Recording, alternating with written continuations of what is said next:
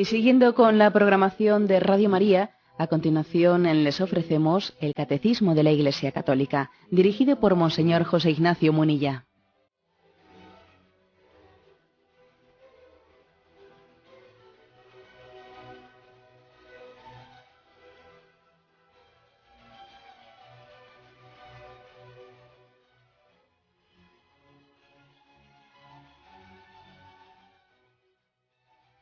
Un cordial saludo a todos los oyentes de Radio María. Un día más, con la gracia del Señor, proseguimos el comentario del Catecismo de nuestra Madre la Iglesia. Pasamos, después de haber explicado el tema de la obediencia de la fe, dentro de este apartado en el que estamos explicando lo que significa el término creo. Después de la obediencia de la fe, el siguiente apartado tiene como título ese versículo de Pablo a Timoteo: yo sé en quién tengo puesta mi fe.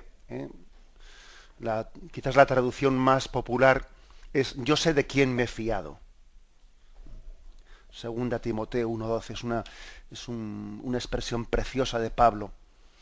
De este evangelio fui constituido heraldo, apóstol y maestro. Esta es la razón por la que padezco tales cosas, porque no me avergüenzo. Pero no me avergüenzo, porque sé de quién me he fiado, y estoy firmemente persuadido de que tiene poder para velar por mi depósito hasta aquel día. Bien, pues este es el título de este apartado que hoy queremos explicar. Sé de quién me he fiado. Yo sé en quién tengo puesta mi fe. El primer número 150 dice así: creer solo en Dios. La fe es ante todo una adhesión personal del hombre a Dios. Es al mismo tiempo e inseparablemente el asentimiento libre a toda la verdad que Dios ha revelado. Luego seguimos leyendo, pero interrumpo aquí para hacer este primer comentario. Aquí se define la fe, pues, bajo una doble perspectiva complementaria, por supuesto. Por una parte, la fe es una adhesión personal a Dios, adhesión personal. ¿Qué quiere decir esto? Pues quiere decir que a veces nosotros hemos entendido la fe como algo teórico, algo meramente racional, algo un tanto abstracto. A ver, tener fe es creer en una serie de cosas. Tú crees en esto, crees en lo otro. A veces hacen encuestas. A ver, ¿quiénes creen en los ovnis? ¿Quiénes creen que habrá vida en otros planetas? Y bueno, pues el 45% de la población cree en los ovnis. Otros no creen. Estoy poniendo este ejemplo para dar a entender que ese tipo de creencia no compromete la vida. Yo puedo creer que habrá vida o no habrá vida en otros planetas, pero eso a mí no me va la vida en ello. Es un creer racional, es un creer abstracto, es un creer que no comporta toda tu vida. Pues no. Sin embargo, la fe en Dios no se trata de como yo soy de los partidarios o sea, creo que podrá ser o no. No, es que tu creer compromete toda tu vida, es una adhesión personal tuya. Creer no solo es opinar que, no, es que es seguir a Dios, que tus pasos sigan sus pasos, compromete toda tu vida. Hemos puesto algunos casos en este programa. Por ejemplo, recuerdo haber puesto en una ocasión el caso de aquel médico parisino que era allá por los años 50, la década de los 50, pues era un famoso filósofo, un famoso miembro del Partido Comunista francés que hacía alarde de su increencia, y que, llegado un momento, como él era médico en un hospital de las Hijas de la Caridad, pues fue a Lourdes acompañando allí la peregrinación de los enfermos, y en esa especie de pulso que mantenía con las religiosas de creer en Dios y no creer en Dios, pues se atrevió a decirle a las religiosas: que se cure este enfermo, y ustedes verán como yo creo. Y entonces, claro, lo dijo por un enfermo que estaba especialmente grave, etcétera, etcétera. Y resulta que aquel enfermo se curó, metiéndole con la camilla en la piscina de Lourdes. Fue una de las curaciones que están en los anales de Lourdes como de las más espectaculares, de las más Pero aquel hombre que fue testigo directo de aquella curación, aquel hombre, a pesar de que había dicho que se cure este, que si se cura este yo creeré, aquel hombre, aquel médico, no creyó, sino que aquella noche se emborrachó. Y tardó muchos años posteriormente en convertirse. ¿Por qué? Porque la cuestión no era únicamente creo sí o creo no, no es una cuestión de, digamos, de curiosidad, no sé, intelectual, sino que es que si ese hombre se convertía, volvía a París y entonces su vida tenía que cambiar, porque claro, él había alardeado en los círculos masónicos, había alardeado de ateísmo, y ahora le iban a decir todos, las monjitas te han comido, te han ganado el pulso, las monjitas te han convencido. Hay que ver el famoso miembro del Partido Comunista francés, finalmente las monjitas le han podido. Claro, y eso suponía cambiar su círculo de amistades, suponía cambiarlo todo. Es decir, que creer no solo es un acto intelectual, es que en ello te va la vida. Mi tipo de comportamiento con la familia, todo cambia. O sea que creer es seguir, es conformar tu vida a Dios. Es conformar tu vida. Porque también puede haber alguien que diga, sí, yo creo, sí, dices que creo, pero en el fondo eres un ateo en la práctica, porque tu vida es como si Dios no existiese. Entonces, en el fondo no crees. Es una fe meramente teórica. Y aquí por fe entendemos no una fe teórica, únicamente responder creo en Dios en las encuestas que me hace un encuestador por la calle. No, se entiende una fe vital en la que te vaya la vida. O sea, tu vida se conforma desde el seguimiento de Dios. Bueno, esta es la primera afirmación. Y la segunda es, la fe es una adhesión personal. Y segundo, para complementar lo anterior, y es también, dice, un asentimiento libre a toda la verdad que Dios ha revelado. O sea, es decir, además de seguirle, es verdad que también, como yo le sigo a Él, como yo conformo mi vida con Él, también yo me fío de lo que Él me dice. O sea, me fío de las verdades que Él me ha revelado. Porque tampoco podíamos ir al extremo contrario del anterior. Un extremo sería el de decir, bueno, la fe es como creer intelectualmente en una serie de verdades, aunque luego la vida no tenga nada que ver, ¿no? Pero tampoco lo contrario, es decir, la fe son unas actitudes vitales. Lo importante son tus actitudes vitales de confianza en Dios, ¿no? Luego ya no importa que tú creas en la resurrección, que no creas en Jesucristo, en la Virgen María. Bueno, eso ya son cuestiones racionales, que eso no es lo importante de la fe, ¿eh? Lo importante de la fe sería tu actitud vital de confianza, de generosidad, de solidaridad. Bueno, un momento. Ni tanto ni tan calvo. O sea, la fe, claro que supone una actitud vital de seguimiento a Dios, pero eso comporta creer en las verdades que Él ha revelado. Entonces nosotros tenemos un asentimiento total, pleno y libre. Si me fío de Él, si como San Pablo digo, sé de quién me he fiado, me fío vitalmente y también racionalmente. Yo creo en la vida eterna, porque Jesucristo me lo ha revelado. Creo en el más allá de la muerte y creo, etcétera, etcétera, etcétera. O sea que la fe implica estas dos cosas. Implica el asentimiento a las verdades teóricas, a las verdades intelectuales, a las verdades de fe, a los puntos del credo, pero además de eso implica el seguimiento vital de la persona, que tu vida le siga, que tu vida se implique. Son estos dos aspectos que tienen que estar conjuntados y complementados para no caer en estos dos extremos.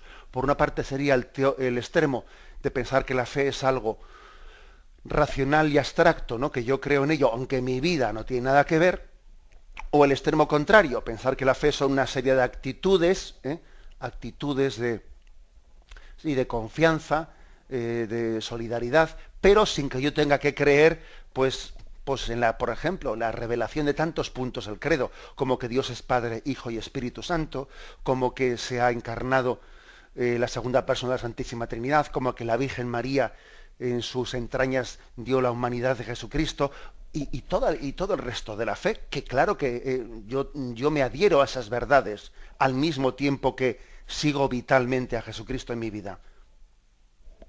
Bien, continúa el punto diciendo, en cuanto a adhesión personal a Dios y asentimiento de la verdad que él ha creado, la fe cristiana difiere de la fe en una persona humana. Es justo y bueno confiarse totalmente a Dios y creer absolutamente lo que Él dice. Sería vano y errado poner una fe semejante en una criatura humana. Es decir, podemos a veces utilizar la palabra, bueno, yo tengo fe en este amigo mío, tengo fe en él. Bien, pero es utilizar la palabra de una manera que no es, o sea, no es estricta. La palabra tengo fe únicamente se puede utilizar estrictamente en el sentido de tener fe en Dios. Porque si nosotros pretendiésemos tener fe en una persona, con estas características que hemos explicado antes de lo que es tener fe, pues si las aplicásemos a una persona humana, cometeríamos una idolatría. O sea, por ejemplo, que eso de que yo tener fe es un seguir a una persona y un fiarme plenamente de ella, sé de quién me he fiado, dice Pablo, y estoy totalmente seguro que él llevará a su término. Vamos a ver, si eso lo aplicásemos a una persona humana, estaríamos idolatrizándola. Porque todo el mundo nos puede fallar. Yo mismo fallo a los demás. ¿Sí? Es un error. Todo el mundo puede fallar. Es más, todo el mundo de hecho falla. Y aquí se nos viene una serie de textos. Primero Jeremías 17, 5, 6 dice: maldito el que confíe en el hombre y haga de la carne su apoyo. De Yahvé aparta su corazón, pues es como el tamarisco en el Arabá, es decir, como una flor en medio del desierto, que se seca rápidamente. Es decir, esta expresión tan fuerte, maldito aquel que confía en el hombre, obviamente no se puede interpretar como decir que hay que ser un desconfiado, no es una especie de invitación de la palabra de Dios a que seamos huraños y desconfiados unos con otros, obviamente no. Pero esta expresión de Jeremías es como diciendo, mira, si no te escandalices de que te fallen los demás, pero si todos somos de carne y hueso, todos somos de barro, lo sorprendente sería que no nos fallásemos unos a otros. Eso sería lo sorprendente. No te escandalices del pecado de los demás, porque tú haces lo mismo, aunque no te des cuenta. Tú haces lo mismo con los demás. Entonces es un error hacer un planteamiento en la vida en el que yo pienso que nadie me tiene que fallar y si alguien me falla me vengo abajo totalmente. Pues no. Los hombres fallamos. Salmo 45. Dichoso el hombre aquel que en Yahvé pone su confianza y no se va con los rebeldes que andan tras la mentira. O sea, tú pon tu confianza en Dios. Esa expresión que se ha dicho del corazón de Jesús, ¿no? Amigo que nunca falla. Otro texto que se nos propone aquí en este punto del Catecismo, Salmo 146. No pongáis vuestra confianza en príncipes, en un hijo del hombre que no puede salvar. Su soplo exhala, a su barro retorna, y en su día sus proyectos fenecen. Que nada, que es de barro, por mucho que le hayan ensalzado, hayan hecho de él un ídolo y tal, y no sé qué, y le piden autógrafos y nada, se corrompe, es de carne y hueso, nada, si le vieses en su vida íntima, en su vida personal, dirías, madre mía, ¿ya le he admirado yo? Pues si es que no es nada, pues seguro que ocurriría eso. Es decir, no podemos poner nuestra fe, nuestra plena confianza en el ser humano. Eso sería una idolatría. Y lo mismo, digamos, que en ese otro aspecto de la fe, que es en el aspecto más de adhesión libre a las verdades que Dios nos revela. Tener fe en Dios es adherirse plenamente a todas las verdades que Él nos revela. Porque, claro, porque Dios no te puede mentir, porque la revelación de Dios, en ella puedes poner plena confianza. Pero si eso hicieses con las cosas que te dice otro, oye, estarías como siendo irracional, porque no estarías pensando por ti mismo. Igual te está explicando alguien cosas que son falsas o cosas que son erróneas y tú te adhieres a ellas de una manera acrítica. No, tú tienes que tener capacidad crítica frente a lo que te digan los demás. No digo que tengas que ser un desconfiado, no, pero tienes que pensar por ti mismo. Sin embargo, fijaros bien, cuando alguien se adhiere a la revelación de Dios, claro, hay una distancia infinita entre Dios y la persona humana. Sin embargo, yo me fío plenamente de lo que Dios me revela. Y luego voy a ver cómo lo entiendo, porque es verdad que tengo que hacer un esfuerzo por entenderlo. Pero antes de haberlo entendido, yo ya me adhiero a lo que Dios me ha revelado. Porque Dios es Dios y entiende más que yo. Bien, eso no ocurre con otra persona humana. Si yo hiciese eso con una persona humana, me despersonalizaría. Bien, como veis, pues aquí hay una invitación a entender qué es la fe. Y por qué la palabra fe únicamente se puede aplicar a Dios en el sentido estricto de la palabra. Porque nos fiamos plenamente de Él. Porque en Dios no hay error, no hay posible error. Y porque Dios es la suma bondad. Y por eso nos podemos fiar de Él y seguirle y adherirnos incondicionalmente, ¿no?, a su proyecto y a su plan para con cada uno de nosotros. Tenemos un momento de reflexión y continuaremos enseguida.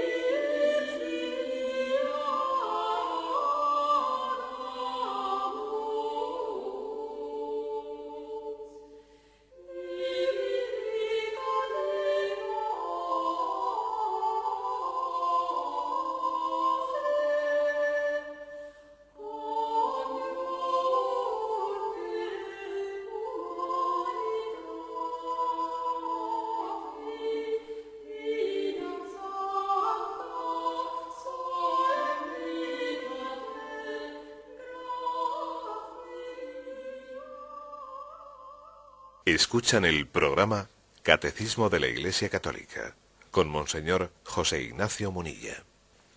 Pasamos al punto 151, dentro de este apartado de yo sé de quién me he fiado, en el que se nos explica qué es el acto de fe, o en cuál es la materia de ese acto de fe también. Pasamos al punto 151 que dice: para el cristiano, creer en Dios es inseparablemente creer en aquel que Él ha enviado, su Hijo amado, en quien ha puesto toda su complacencia. Dios nos ha dicho que le escuchemos. El Señor mismo dice a sus discípulos: creed en Dios, creed también en mí. Bueno, lo dejamos aquí y luego seguimos leyendo. Digamos que para nosotros los cristianos, creer en Dios y creer en Jesucristo no son dos cosas, es una sola cosa. Está inseparablemente unido, porque Dios se ha revelado en Jesucristo, porque conocemos a Dios a través de la encarnación de Dios, de su segunda persona, de la Santísima Trinidad. Por eso si nuestro conocimiento de Dios ha partido de esa encarnación, bueno, pues digamos que creer en Jesucristo es también creer en Dios. Y creer en Dios es creer en Jesucristo, el Dios encarnado. Aquí se nos hace referencia a dos pasajes, al del río Jordán y al del monte Tabor. El bautismo en el río Jordán y esa revelación, esa transfiguración del monte Tabor. Si os fijáis en los misterios luminosos del Santo Rosario que Juan Pablo II tuvo la intuición de añadir, ¿no?, a los misterios gozosos, a los dolorosos y a los gloriosos, él tuvo la intuición de añadir otros 5 misterios, ¿no?, los misterios luminosos. Bueno, pues fijaros, entre esos 5 misterios luminosos, el primero es el bautismo en el río Jordán y el cuarto es la transfiguración en el monte Tabor. Entonces, la elección de esos 5 misterios luminosos, es muy interesante. Conviene fijarse por qué Juan Pablo II eligió esos 5 misterios luminosos. Porque el término luminosos hace referencia a cómo Dios se revela, a cómo Dios se da a conocer ante el mundo. Y el primer momento fue el momento del bautismo en el río Jordán, el momento en el que Jesús es bautizado, lo cuenta Marcos, capítulo 1, versículo 11, en cuanto salió del agua, vio que los cielos se rasgaban y que el Espíritu en forma de paloma bajaba a él, y se oyó una voz que venía de los cielos: tú eres mi Hijo amado, en ti me complazco. Recuerdo haber tenido una pregunta de un oyente hace unos días, que el oyente preguntaba: oiga, he oído alguna explicación por ahí, algún teólogo, de que si Jesucristo, él no sabía que era hijo de Dios y lo fue conociendo poco a poco durante su vida, y especialmente en este momento del bautismo en el río Jordán, es como un momento en el que Dios le revela a Jesucristo que él es el Hijo de Dios, ¿no? Y claro, le contestaba yo que esa explicación es totalmente inaceptable, por supuesto, que pretender que Jesucristo, él no tuviese la conciencia de ser Hijo de Dios desde el mismo momento en que el niño Jesús tiene conciencia de sí mismo, tiene conciencia de quién es. Si no, sería una auténtica locura mental, vamos, es que sería absurdo. Por otra parte, hay pasajes en el Evangelio, como cuando el niño Jesús se pierde en el templo y es encontrado, en los que se da testimonio muy claro de la conciencia que él tenía. Cuando le reprochan José y María que se hubiese perdido y que andaban angustiados buscándole, él dice: ¿por qué me buscabais? ¿No sabíais que yo tenía que estar en la casa de mi Padre? Y les recuerda, les da como su pequeña preparación, es como su pequeña preparación para que el día que Jesús tenga que independizarse de la familia y seguir el camino de la cruz, ¿no? Le está recordando que su padre no es José, que es su Padre Dios. Bueno, es decir, que por tanto sería absurdo pensar que ese pasaje del río Jordán es un pasaje en el que Jesús tome conciencia de quién es absurdo. Pero sí es un pasaje en el que hay una revelación de Jesús ante el mundo. Se oyó una voz que decía: este es mi Hijo amado. Y todo el mundo miraba pensando que algunos decían: ha sido un trueno. Es decir, hay una revelación de Dios ante los ojos del mundo. Creer en Dios es creer en Jesucristo. Creer en Jesucristo es creer en Dios. Y algo similar en el pasaje de la transfiguración en el monte Tabor, que cuenta Marcos 9:7. Se les aparecieron Elías y Moisés, conversaban con Jesús, y entonces Pedro toma la palabra y le dice: Maestro, qué bien se está aquí. Hagamos 3 tiendas, una para ti, otra para Moisés, otra para Elías. No sabía qué decir, o sea, hablaba sin darse cuenta de lo que estaba diciendo, y entonces se formó una nube que les cubrió con su sombra, y vino una voz desde la nube: este es mi Hijo amado, escuchadle.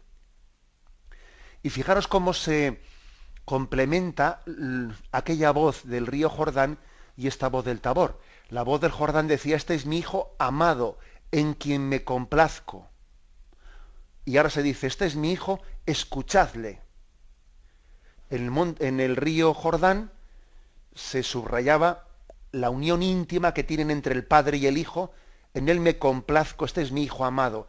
Y ahora se dice: puesto que es mi Hijo amado y tenemos un amor eterno entre los dos, bueno, pues yo te lo he enviado, escúchale. Ahora te va la vida en escucharle. Esta es la vida eterna, ¿no? Escucharle y acoger al que yo te he enviado. Creed en Dios, creed también en mí, dijo Jesucristo.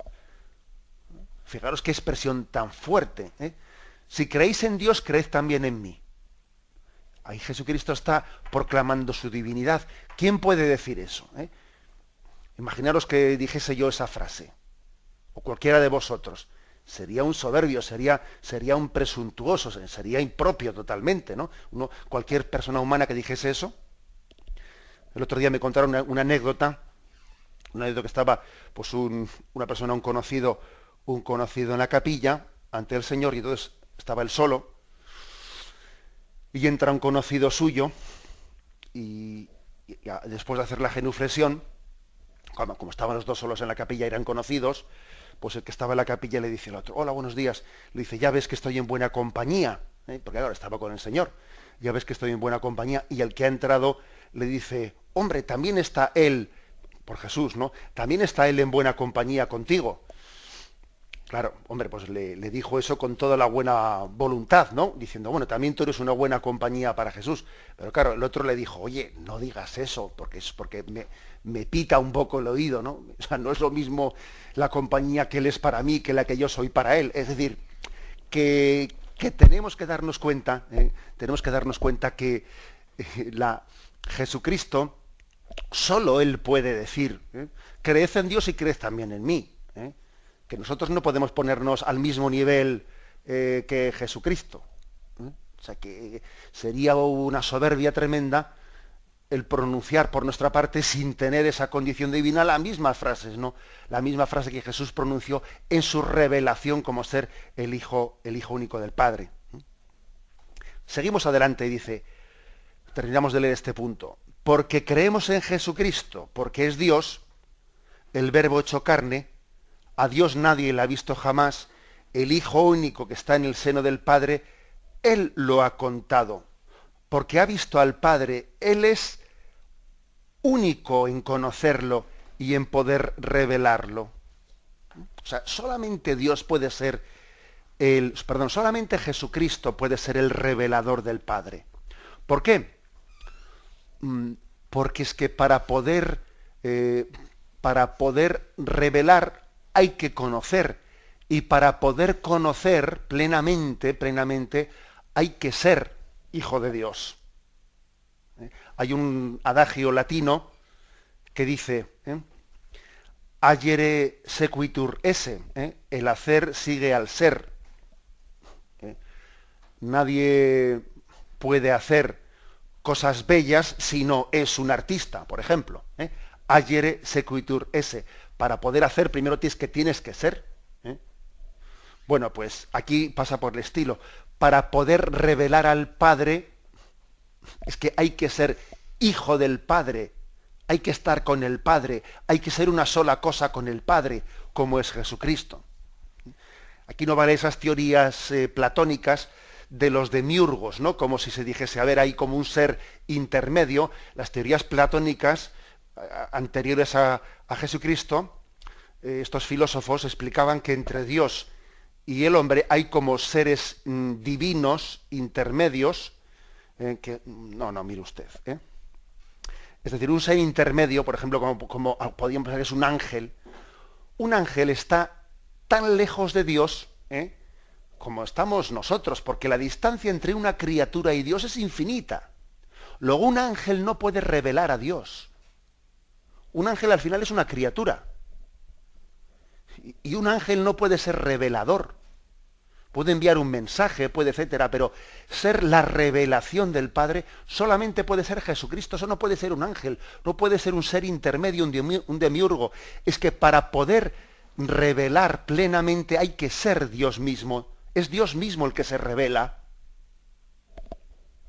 Por eso solamente Dios mismo puede ser el revelador.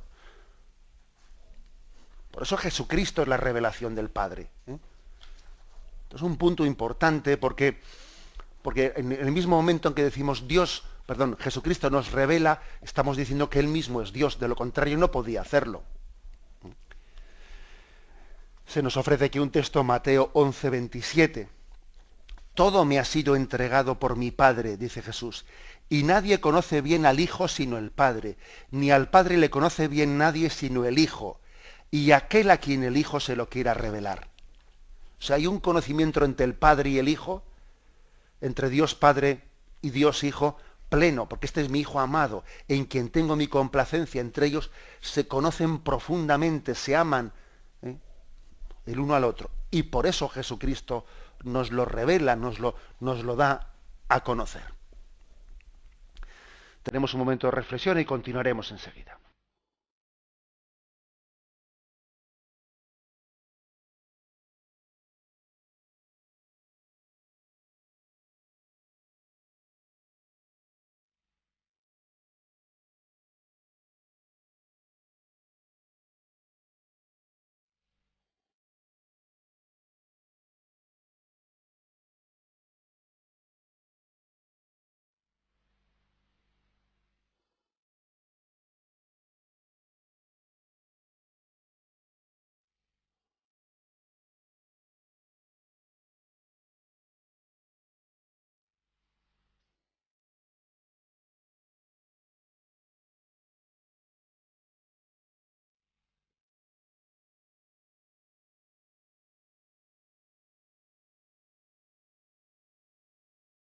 Continuamos en esta edición del Catecismo de la Iglesia Católica. Estamos comentando este apartado. Yo sé de quién me he fiado, sé en quién tengo puesta mi fe. Y después de haber hablado en la intervención anterior de creer en Jesucristo, en el punto 152, con el que concluimos, dice creer en el Espíritu Santo. Creer solo en Dios, creer en Jesucristo, creer en el Espíritu Santo. Dice, no se puede creer en Jesucristo sin tener parte en su Espíritu. Es el Espíritu Santo quien revela a los hombres quién es Jesús. Porque nadie puede decir Jesús es Señor, sino bajo la acción del Espíritu Santo. El Espíritu todo lo sondea, hasta las profundidades de Dios. Nadie conoce lo íntimo de Dios, sino el Espíritu de Dios. Solo Dios conoce a Dios enteramente. Nosotros creemos en el Espíritu porque es Dios. Bueno, este punto prolonga el anterior, del cual yo he hablado referido a Jesucristo. Bastantes de las cosas que he dicho en la intervención anterior son igualmente aplicables a Jesucristo e igualmente aplicables al Espíritu Santo.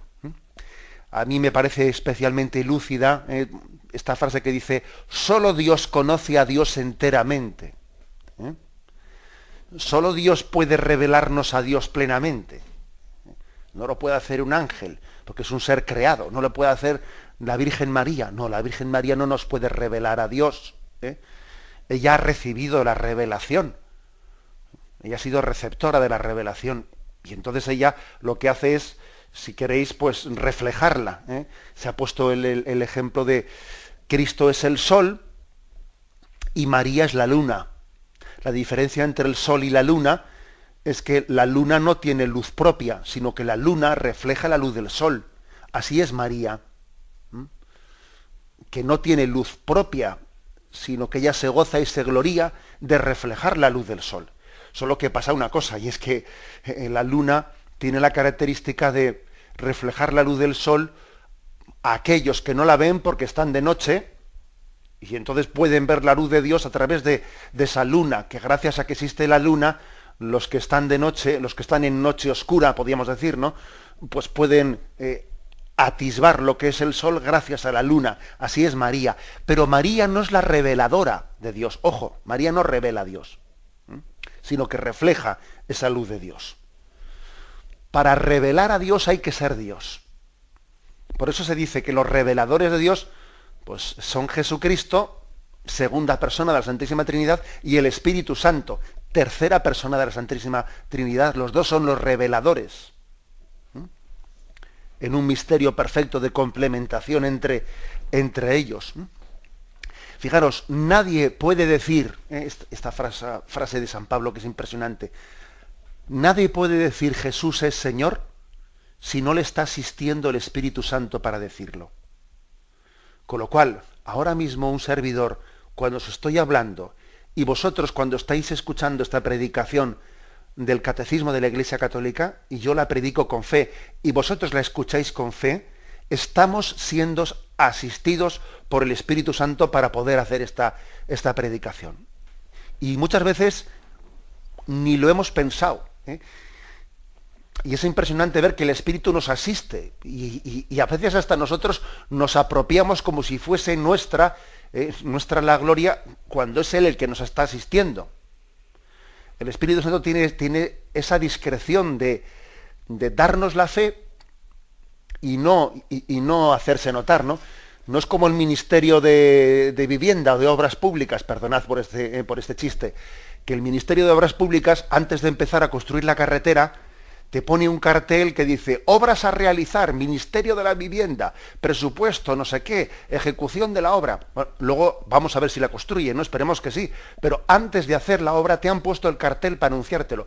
Bueno, pues el Espíritu Santo actúa en ti sin haber hecho propaganda, publicidad, hasta el punto de que muchas veces nos atribuimos a nosotros mismos el don y la gracia que gratuitamente vienen de Él. O sea, tenemos que, bueno, permitidme, perdonad que haya contado esta especie de chiste, ¿no? Pero lo cuento para caer en cuenta de que tenemos que ser más conscientes de que estamos siendo asistidos por el Espíritu. Nadie puede decir Jesús es Señor si no está siendo asistido por el Espíritu Santo. En el acto de fe hay una gracia del Espíritu Santo. También me recuerda este otro pasaje de la carta a los Romanos, Romanos 8:26, que dice, no sabemos pedir lo que nos conviene. Muchas veces no sabemos pedir bien. El Espíritu Santo viene en nuestro socorro e intercede por nosotros con gemidos inefables. Te está ayudando a dirigirte a Dios convenientemente. Esto es algo que yo tengo costumbre cuando celebramos las confirmaciones y en el momento que ya ha terminado el rito de la crismación, los chicos que ya han sido confirmados, pues en ese momento muchas veces suelen ser ellos los que hacen la oración de los fieles, ¿no? Se les suele elegir entre los que han sido confirmados para que algunos de ellos dirijan sus súplicas a Dios.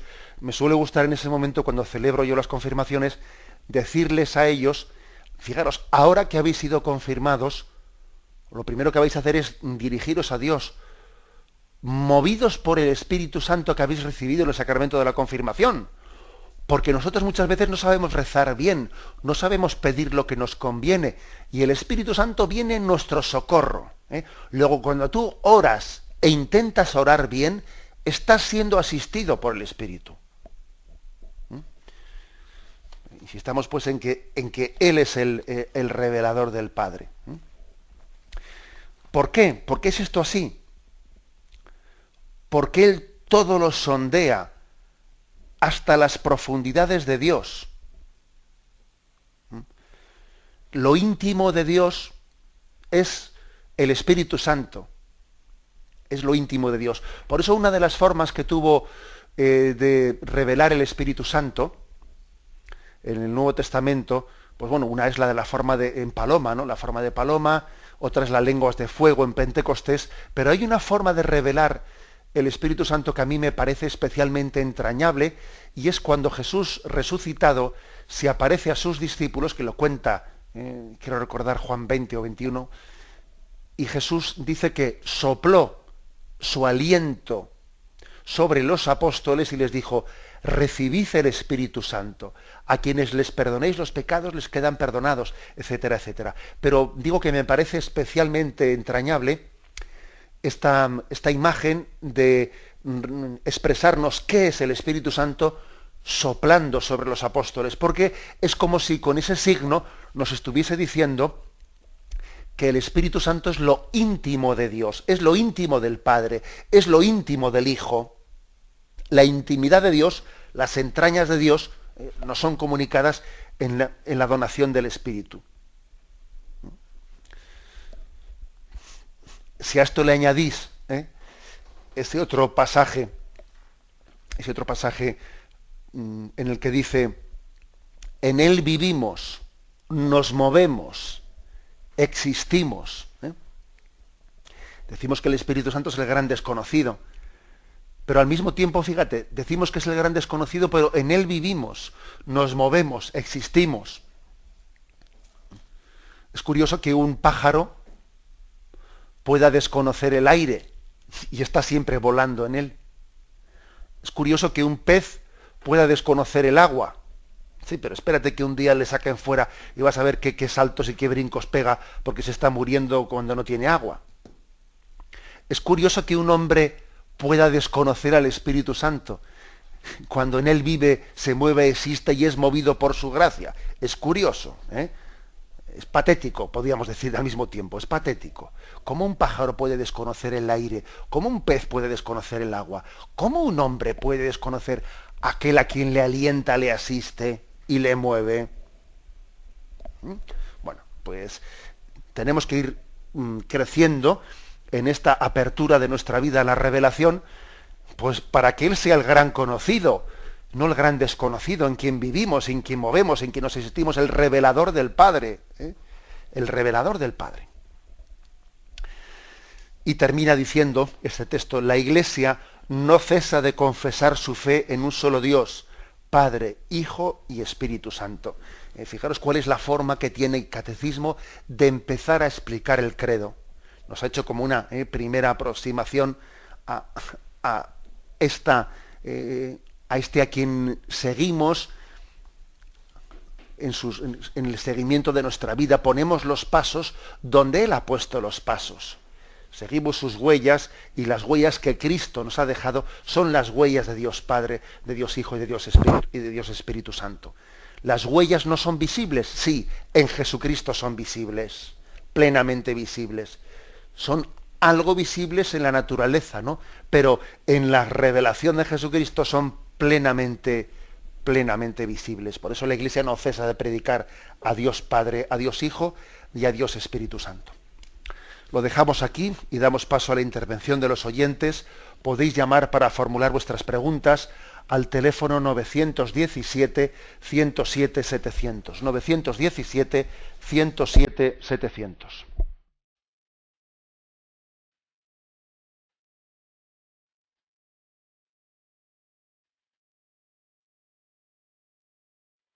Radio María le ofrece la oportunidad de recibir en su casa sus programas favoritos.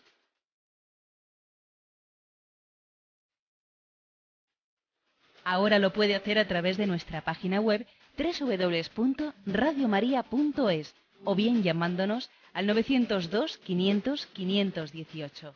902 500 518. Pídanos el programa que más le interesa en cualquiera de sus emisiones, especificando el día y la hora que lo ha escuchado. Solo nos tiene que decir si lo quiere en CD de audio o CD o DVD en MP3. Haga su solicitud en el 902 500 518 y en www.radiomaria.es. Radio María, más cerca de usted.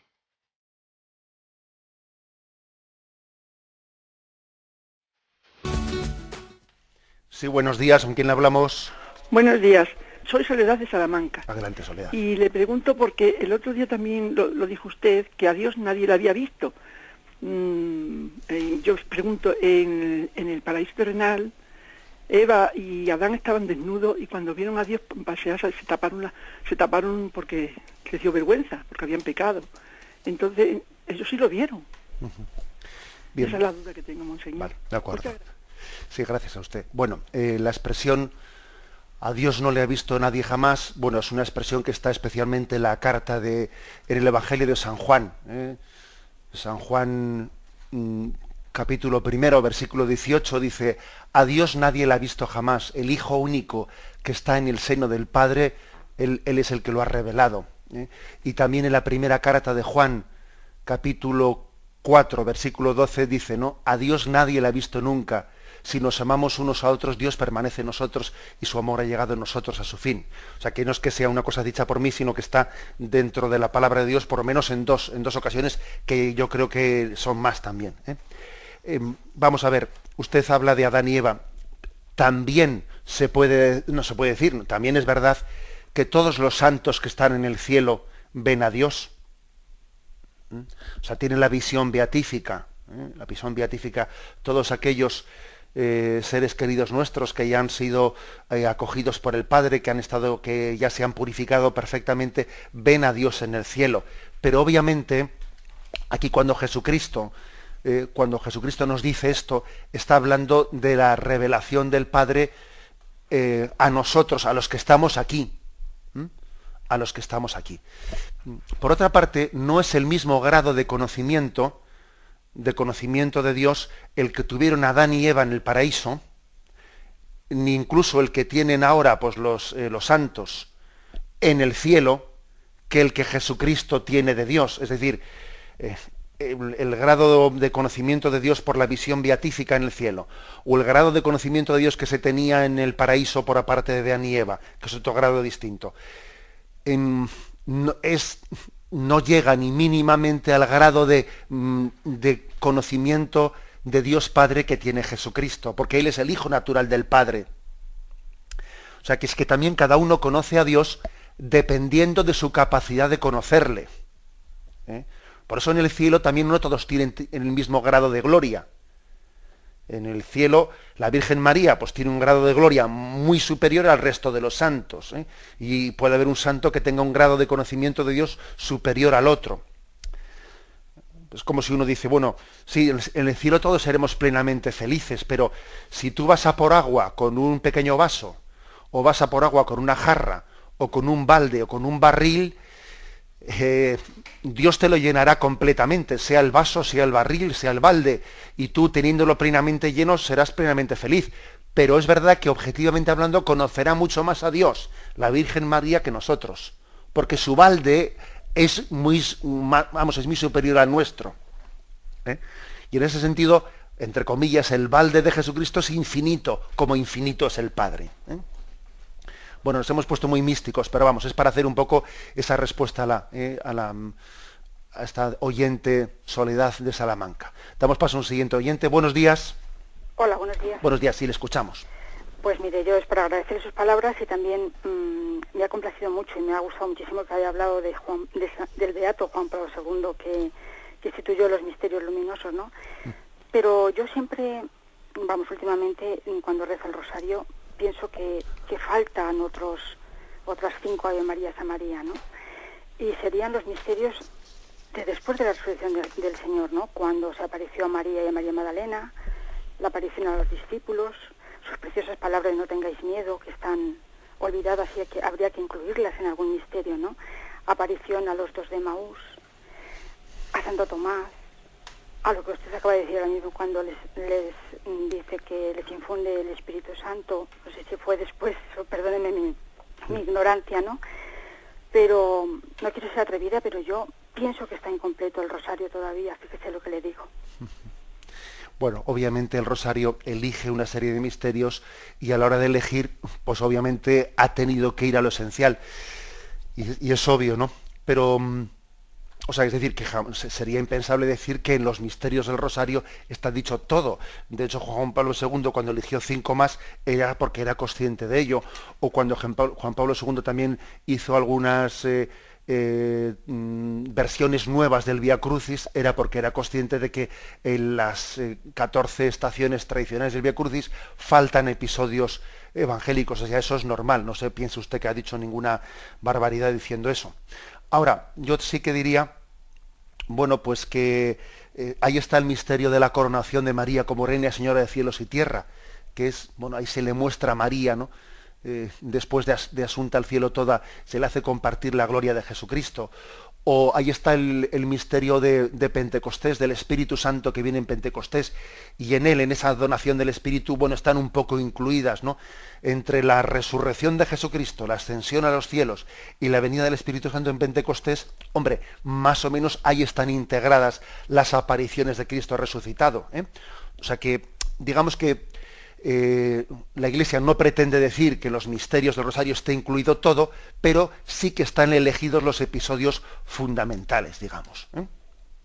Damos paso a un siguiente oyente. Buenos días. Buenos días. Sí, adelante, le escuchamos. Mire una cosa, que eso que he dicho de que está en una iglesia rezando y dice que el Señor está allí, que Él está acompañando, sí, que él no lo ha entendido eso. Vale, de acuerdo. A ver, le pongo el ejemplo. Se lo narro con más detalle, ¿eh? Bueno, pues el episodio es el siguiente, ¿no? Pues que está una persona sola en la capilla rezando delante del Señor y entonces entra un amigo suyo y, bueno, después de que hace la reflexión, el que está dentro de la capilla rezando le dice a su amigo, bueno, ya ves, estoy en buena compañía, estoy con Jesús. Y su amigo le responde, bueno, también Jesús está en buena compañía contigo. Bueno, entonces, pues no es ninguna blasfemia, ¿eh? Pero sí que es verdad que el primer amigo se sintió un poco molesto, bueno, un poco incómodo, mejor dicho, de que el otro dijese, tú eres una buena compañía para Jesús como Jesús es una buena compañía para ti. Pues porque está claro que, ¿cómo diría? Pues que Jesús es el buen amigo que nunca falla y por eso es una buena compañía para nosotros, pero nosotros muchas veces le fallamos a Jesús, ¿no? Entonces, bueno, pues digamos que a él le chirrió un poco en los oídos, le incomodó un poco el que dijese, oye, tú también eres una buena compañía para Jesús, como Jesús es una buena compañía para ti.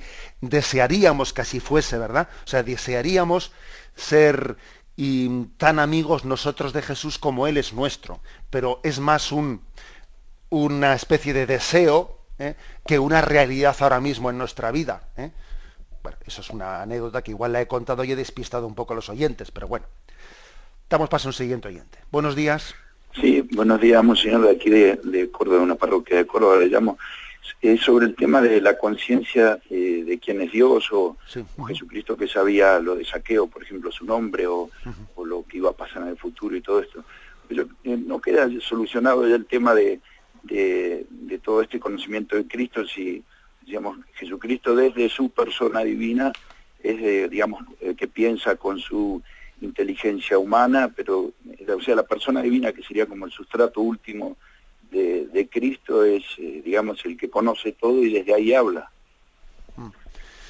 Bien, bueno, sí, pero el problema está en cómo de alguna manera explicar, es un misterio el cómo se unifica o cómo se conecta, perdón por la palabra, ¿no? Cómo se conecta esa persona divina con las facultades humanas de la humanidad de Jesucristo, porque Jesucristo, como persona divina que es, tiene un conocimiento divino, pero como persona humana que es, tiene un conocimiento humano. Entonces el misterio que la cristología pues ha intentado distintas formas de explicaciones, bien, cómo se conjuga el conocimiento divino con el conocimiento humano. Entonces yo recuerdo que ante una pregunta de uno de los oyentes recientemente, pues le dije, y estamos hablando ahora de aproximaciones de explicación que no son dogmas de fe, me explico, pero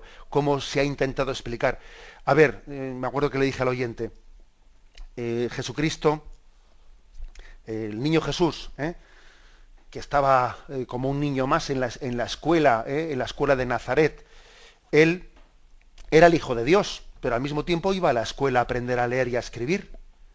Entonces, ¿qué pasa? Que él ya sabía leer y escribir, pero allí hacía una especie como disimular y hacía como si lo aprendiese, pero él era Hijo de Dios y en el fondo ya solo sabía todo y sabía más que el profesor de la escuela, etcétera, etcétera. Hombre, pues no lo creo. Yo creo que Jesús verdaderamente aprendía y estaba sometido a la ley del aprendizaje, tal y como lo dice ese pasaje. Jesús iba creciendo en estatura, en sabiduría y en gracia. Es decir, Jesús tenía un crecimiento también en el conocimiento, pero tenía que, o sea, al hacerse hombre, se sometió al proceso de crecimiento en el conocimiento humano como todos nosotros, ¿no? Pero por otra parte sí que tenía un tipo de conocimiento muy especial en todas aquellas cosas que convenía a su misión mesiánica. Y convenía a su misión mesiánica, por ejemplo, conocer nuestros corazones. Convenía a su misión mesiánica conocernos personalmente, conocer los pecados de aquella mujer samaritana, poder también realizar esas profecías de la pasión y de la resurrección. En ese sentido, tenía un conocimiento especial, por una parte como Hijo de Dios, incluso como Hijo de Dios encarnado, como hombre, y al mismo tiempo estaba sometido a la ley del crecimiento humano. ¿Cómo compaginar ambas cosas? Ese es el misterio. Es el misterio que, bueno, pues que no es tan fácil hacerlo, pero nosotros, digamos, afirmemos las dos cosas. Que estaba sometido a la ley del crecimiento humano en el conocimiento, pero que también tuvo, como Hijo de Dios que era, tuvo un conocimiento muy especial, que Dios se lo dio porque convenía a su misión mesiánica para podernos redimir de una forma más perfecta. Desde el conocimiento, o sea, Cristo nos conoció personalmente, por eso su redención fue consciente, fue plena, fue libre. Aunque sea brevemente, damos paso a un último oyente. Buenos días. Hola, buenos días. Sí, adelante, le escuchamos. Felicitaciones, monseñor, por el trabajo que está haciendo, bueno, y todo lo que nos enseña. Adelante. Mire, son dos pasajes de la Biblia que a mí siempre me quedan preguntas. Son dos preguntas. Una es que dice Jesús, dice, en la casa de mi Padre hay muchas moradas. Y la segunda es, el buen ladrón en la cruz le dijo Jesús, hoy estarás conmigo en el paraíso, y sabemos que ese día no subió al cielo porque se le apareció a María y luego a los apóstoles, fue después cuando subió. Esa es mi pregunta, que a ver si me aclara esto. De acuerdo. Bueno, con respecto a lo segundo, hoy estarás conmigo en el paraíso, nosotros tengamos en cuenta una cosa, es decir, cuando Jesucristo se encarna, se hace hombre, para estar aquí con nosotros, no deja de estar con el Padre. O sea, no pensemos que en la Santísima Trinidad, cuando Dios se hizo hombre y estuvo entre nosotros 33 años o 32 o los que fueren, ¿no? Él, en la Trinidad hubo un hueco, perdón por la expresión así un poco burda, ¿no? No penséis que en la Trinidad pasaron a ser dos porque uno estaba aquí abajo y entonces se ausentó del cielo. Vamos a ver, Dios se hace hombre sin dejar de vivir con el Padre y con el Espíritu Santo eternamente. El hecho de que Dios venga aquí no quiere decir que deje de estar allá. La imaginación un poco ahí nos falla, pero Dios no es limitado. O sea, su encarnación no es una ausencia en el cielo. Por eso, cuando le dice al buen ladrón, hoy estarás conmigo en el paraíso, claro que está, porque Jesucristo, el Verbo eterno, sigue estando en el cielo, o sea, está, la segunda persona de la Santísima Trinidad está en el cielo, aunque todavía no esté con su humanidad hasta la ascensión a los cielos. Y con respecto al otro texto que nos ha hablado el oyente, el texto de en la casa de mi Padre hay muchas moradas, que es Juan 14, versículo 2, se refiere no que haya compartimentos, sino que hay lugar para todos vosotros, o sea, hay lugar para muchos, no hay lugar únicamente para uno o para dos, es decir, que todos tenemos un sitio en el cielo, que Dios nos ha reservado un sitio amplio, que no únicamente caben 144.000, no únicamente caben, no. A eso se refiere, no en el sentido físico de mansiones como casas con pisos. Explico. Bueno, tenemos el tiempo cumplido. Me despido con la bendición de Dios Todopoderoso, Padre, Hijo y Espíritu Santo. Alabado sea Jesucristo.